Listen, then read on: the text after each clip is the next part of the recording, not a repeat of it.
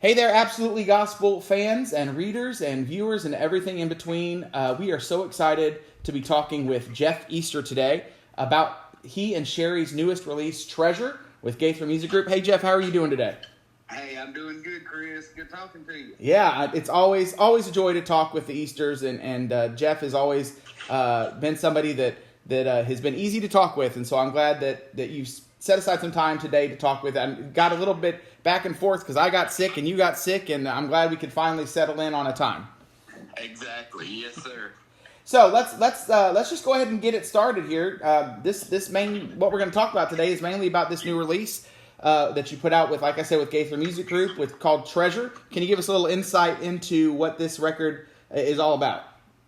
Yeah, of course, we do records about every 3 years now, and I think for me and Sheri, that just helps us really dig for some really great songs. And we started about putting stuff together about 2 to 3 years ago, picking out songs and getting it ready. And Treasure, that's a line from one of the songs on the album. And the first radio single going out is a song called One Name, featuring The Sound. We love The Sound. Those guys are a hot ticket right now. That's right. And they're really, really good friends of ours. We just love their vocals. And so they really helped us out on that song, One Name. Yeah, I was re-listening to the record today, and it's just a classic Jeff and Sheri sound. You guys have got your niche and it works, but I really noticed on that song in particular, I was like, well, these guys are really kind of pushing their own boundaries a little bit by getting the sound in here, and it was more progressive than you guys normally go, and it was great. It sounded great, but just as a whole, the record is just kind of classic Jeff and Sheri. You've got. Yeah, well, that's what's fun about like the One Name. Morning's Coming. We're talking back, in the 90s or whenever we did it, 2000. I don't remember. Morning's Coming was a really progressive feeling song. Bruce Haynes wrote "Praise His Name." He wrote that. Right. And then We're Not Gonna Bow. That's a song Kenna Turner wrote back years ago for Sheri. But yeah, we. A song, when we hear it and lyrically and how the writer, Jenny wrote that song from Back Home. Jimmy, Jimmy Lane, he and they do a great job, and she's a great writer. And when they sent us the demo, it was just, that's one we got to do. And so, The Sound, they came in and lent their vocals on it, and got a little Eagles feel going on some of the background vocals, and I just love what they do and what they bring. Yeah, well, speaking of special guests, you've also got Mo Pitney, who sings on "Here Comes Jesus," which is such a great song, and you first of all sound fantastic on it, Jeff. And thank you. He just really adds a nice element to it. And so, how do you know Mo, and what brought him to this record? Well, it's fun. We talk about me singing good. I appreciate you saying that. I tell everybody I've always been my biggest fan. I'd rather hear me sing than anybody, Chris. But no, and I jokingly say that I've always loved to sing, and I've never claimed to be a great singer, but I know what I like, and country gospel is my vein and what I love. And so I met Mo when he was probably 8 to 10 years old. We used to play the Rockford, Illinois at the mission up there, and his granddad and the Pitney family was a bluegrass band. His dad and his dad's brother and his mom, they all sang with the Pitney family, and Mo was just one of the kids. He and Madison's about the same age, so they used to play together as kids up in Rockford, Illinois. But when he came to town, I didn't know that he was doing a country deal, and Madison said, "Have you heard this Mo Pitney?" And I'm like, well, I wonder if he's any, kin to the, to Danny and them, the ones that we knew. And sure enough, it was Mo, and I forget what song he had out at the time.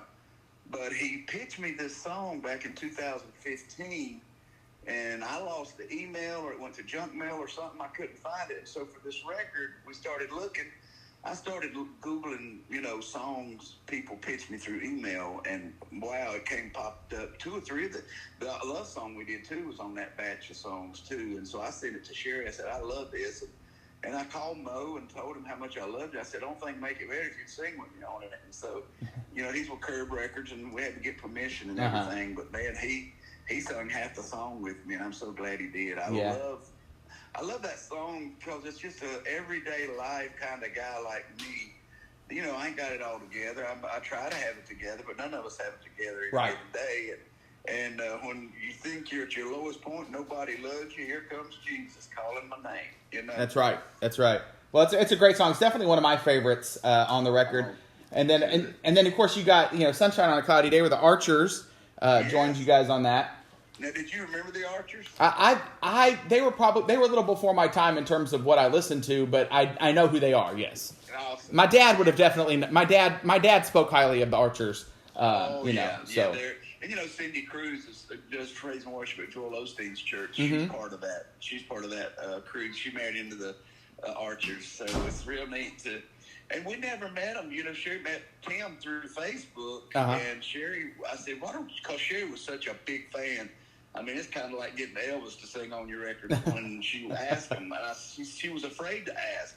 I said, "Baby, all I can do is say no." And so she texted him and said, "Would y'all be willing to sing on my record?" And they had never sang backgrounds for anybody because they're the Archers, Right. So on the turnaround, I told her, I said, "Well, Steve Archer's known for his scatting with his guitars and stuff." And he scatted that turnaround just so good, and then Sheri went and sang harmony with him on the scatting, and it was a dream come true for Sheri to get to sing with the Archers. Yeah, that's awesome. That's really great. So, well, speaking of Sheri, of course, Sheri is a fantastic songwriter. She wrote, I think, 4 or 5 songs on this album. And she's always she was winner of the Absolutely Gospel Songwriter of the Year a couple years ago, and so we're always been a fan of her writing, and so glad to see that she contributed some to this record as well. I do want to talk about one song that really stood out to me, and it kind of I think a lot of probably sons can relate to the song "The Only Way He Knew How." Oh wow. Yeah, when I first heard that, Sheri and I were sitting here on the couch, and both of us just teared up. I'm thinking of my grandpa. My dad, after I got older, the young Jeff Easter, from the ages of childhood till I was about 17, you didn't hear. I was born in 1960. A lot of the men didn't tell their kids how much they loved them or said, "I love you," But my grandpa, he never really said it. He just always showed it. And he owned a junkyard, so he'd always check the air in my tires and my oil but that, when I heard that, I was like, you know what? And that's Jeff Easter too. My kids will tell you my love language is giving and helping. I mean, any gospel group, this, Chris, that has a bus problem, they're going to call Jeff. And I take pride in that because, of course, I was raised in a junkyard, and most of the stuff is common sense, getting stuff. I had a friend, his bus was broke down in Arizona, and they flew the driver home, and they told me it was an air compressor. I said, "Why did you not go to Home Depot and buy an air compressor and crank a generator up and run the airline to the bus and drive it home?" "I didn't know you could do that." I said, "Well, call me next time." But anyway, and then there was another one, the same thing with a battery. Their alternator went out. They were shut down. It was a bluegrass band. I said, "Man, we're shut down over here." I said, "Well, go to Walmart and buy you a battery charger, put it on your batteries, and just charge them up, and then replace the alternator when you get back home." Yeah. There's a way to get through your day. Just keep. Some people, it's a common sense stuff, but some people, I forget, it's not mechanically, minded like I am. That's right. Yeah. Well, speaking of that, tell us a little bit. Now that we've kind of highlighted the record a little bit, why don't you tell us a little about what's going on in terms of what's happening with the group? What other things are going on for you guys? We are having a ball at this stage in our life since Morgan and Landon and Jared Easter, my cousin, played steel guitar for 6 years with me.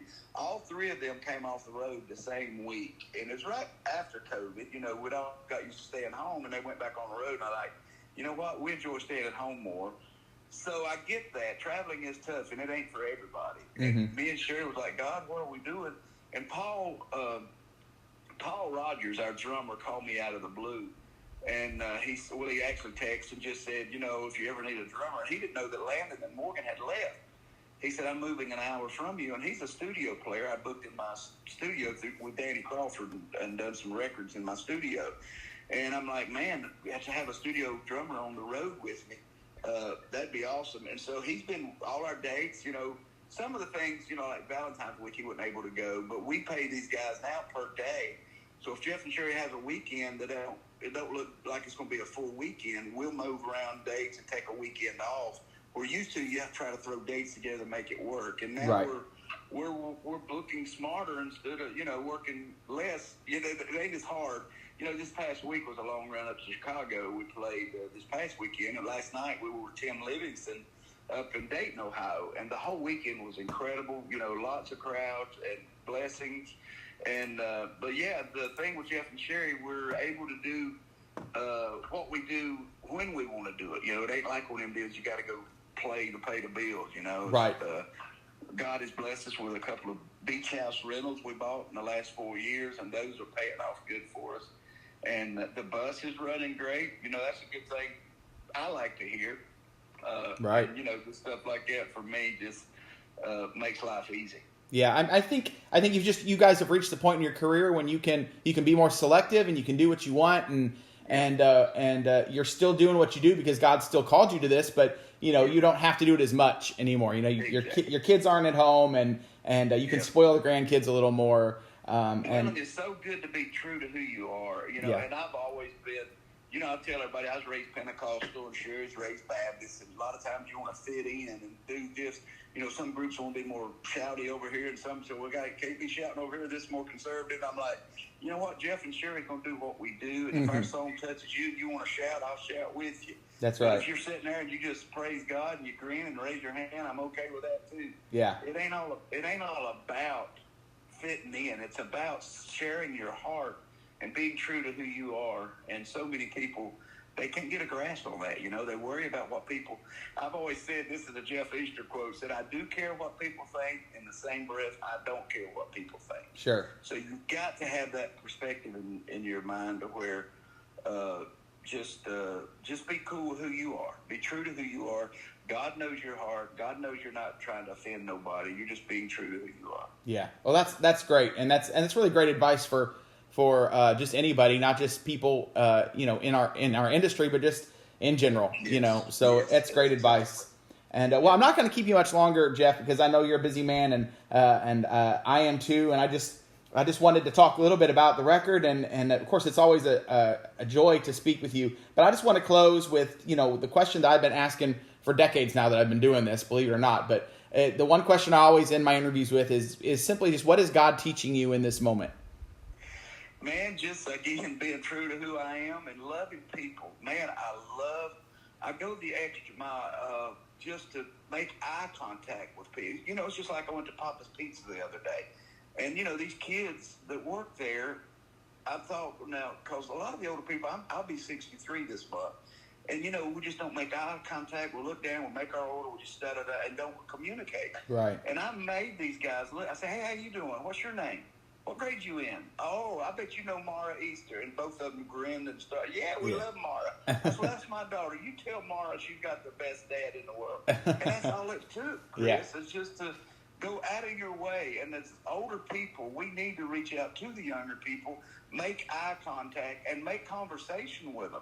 Because, a lot of people, I've had somebody come up to me and say, well, I saw so-and-so, one of these artists, and they never spoke to me. And I look at them, I said, well, did you speak to them? It's like, wait a minute, why is it the artist's fault that they didn't speak to you? You got to speak to them too. Sure. And so it works both ways, sure. Chris. But yeah, the thing in my life this time to learn is really loving people. And I love to love people. That's what Jeff and Sheri's always been about, loving and encouraging people. Well, that's awesome. Like I said, I'm not going to keep you any longer. We do want to encourage, of course, everybody who listens to this to go to jeffandsheriEaster.com, check out this tour schedule, get a copy. If you're still buying CDs, definitely buy a copy. Buy something, buy a T-shirt, buy anything you can to support you guys. I got it all on my website. Yep. I personally mail it out myself. I got the special. We sell the thumb drive, the USB, so you can take your car, and you get a bonus CD of Singing It Again, a CD we did of all him requested songs that we were raised on. So, great. You can go to our website and get all that kind of stuff. Awesome. Well, Jeff, I'm not going to keep you any longer. As always, it's been a thrill to talk with you. Of course, Jeff and Sheri were always big people to my dad. He loved you guys, and so of course we're going to keep that tradition alive and making sure you guys are a big. same respect. You'll never know what y'all did for Madison, when he won Musician of the Yeah. Year and stuff, just to build that confidence, just like you do Matthew Gooch and all these young guys that are out there working hard that don't get the recognition they deserve. And I just love that y'all pull that out and showcase those guys. Well, great. All right. Well, Jeff, I'm going to let you go and enjoy the rest of your day. And everybody pick up Treasure by Jeff and Sheri Easter. Thank you, Chris. All right. Thanks, man. Bye-bye. Bye.